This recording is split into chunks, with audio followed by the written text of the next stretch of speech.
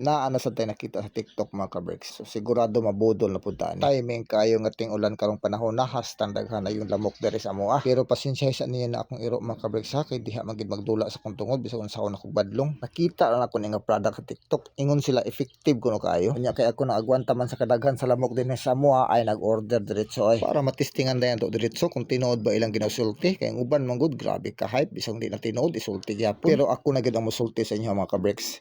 Effective gid siya, legit gid siya nga product. Dinhi man gud sa amoa hastang daghanay yung lamok samot nang mahapon na paingon sa gabi na perti daghanay yung lamok samot na karon kay ting ulan na. Mo na nga pag-abot aning order gitis tingan ginako largo diretso. Didto ginako na proof tinuod gid ingon nila kay after 3 minutes nawala gid ang mga lamok ay dili ginaatik-atik kung gisulti sa inyo mga kabricks para lang makapalit mo tinuod gid siya personal experience ginako na siya. Una akong kamo na agwanta sa kadagan sa iyong lamok diha ay pagpalit na mo ay hanaw lagi na tanan. Ako kung giganahan ni samot kay dugay kay siya mahurot kininandaan no more than 3 months naman siguro na pero wa pagyapon mahurot hantod karon. Ningabot sa inyong order inani niya makita mo ni yung dagway sa iyahang sudlanan. Ay nakasulat diha electric mosquito repellent liquid. Unya ang brand dayon kay Bilyakang. Ambot sa sakto pagbasa na correction na lang ko ninyo kung mali ko. Kung makita niyo grabe siya kapuno niya dugay kina siya mahurot pila pa na kabulan yung konsumo. Ang pinakanindot diha grabe kabarato ay 100 naman nakapin. Nya karon akong itudlo sa inyo unsaon ni siya pagtaod dali lagi kini siya himuon. Abrihan na nato ning taklob.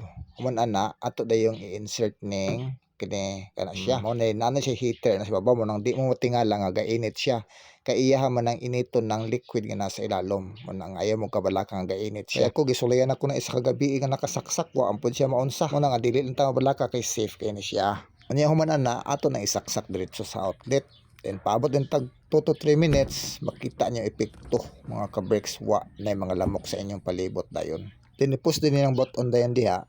So mag-ready na siya makita niyo nakaon na. Ang uban nga mga video sa TikTok nga matay mga lamok pero ako wala mo kitag na matay. Ang akong nabantayan lang gyud nga wa gi mga lamok sa palibot na. So inana siya kasayon og effective mga kabricks busa kung kamo daghan og mga kabataan diya sa inyong panimalay unya daghan kay lamok na karon panahon nga palit na gid mo ani kay para safety no. Daghan kay mga dinggi karon panahon. Busa yun no pagduha-duha check out na nasa yellow basket sa ubos. Daghang salamat.